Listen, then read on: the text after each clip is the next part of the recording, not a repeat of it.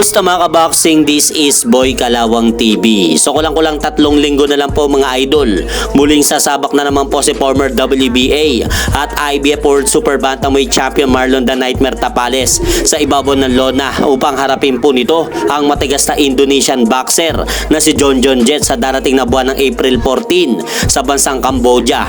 At magsisilbing 10 round scheduled bout nga po ang laban nilang dalawa. At nakataya nga po para sa magaganap na laban na yan ang titulong WBC International Super Bantamweight title. At kung sakaling manalo nga po ulit si Marlon Tapales sa kanyang paparating na laban sa susunod na buwan, sa buwan ng Abril, ay paniguradong world title fight na po ang susunod na laban niya. Dahil kung titignan po natin mga idol ang pangalan ni Marlon Tapales sa 4 na majoring sanctioning body dito sa IBF mga idol, nasa pang number 3 spot nga po ang pangalan ni Marlon Tapales, habang sa WBA naman ay nasa pang 4 naman po siya.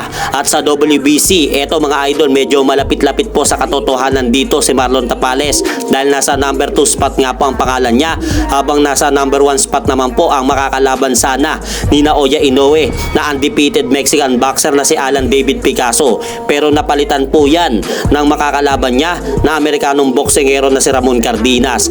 Sa titulong WBO naman mga idol, wala nga po sa top 15 ang pangalan ni Marlon Tapales. At sa kakatapos-tapos lang po na laban kahapon ng ating pambatong Pinoy na boksingero na si Romer Pinili sa bansang Japan, may bad news nga po tayo mga idol dahil natalo nga po ito sa kamay ng Hapon na si Taiga Iminaga by a lopsided unanimous decision. Kaya dahil po sa pagkapanalo na yan mga idol ng Japanese boxer na si Taiga Iminaga, umabante na po ang malinis nitong record sa 8-0 with 5 knockout, habang bumagsak naman ang kartada ng Pinoy na boksingero na si Romer Pinili sa 8 wins, 3 losses, 1 draw with 7 knockout. At hanggang dito na lang po muna ang aking update sa mga aganapan sa mundo ng boxing. At syempre mga idol, huwag nyo rin pong kalimutan, pakisuportahan nyo naman po muna ang ating munting channel. Maraming salamat po.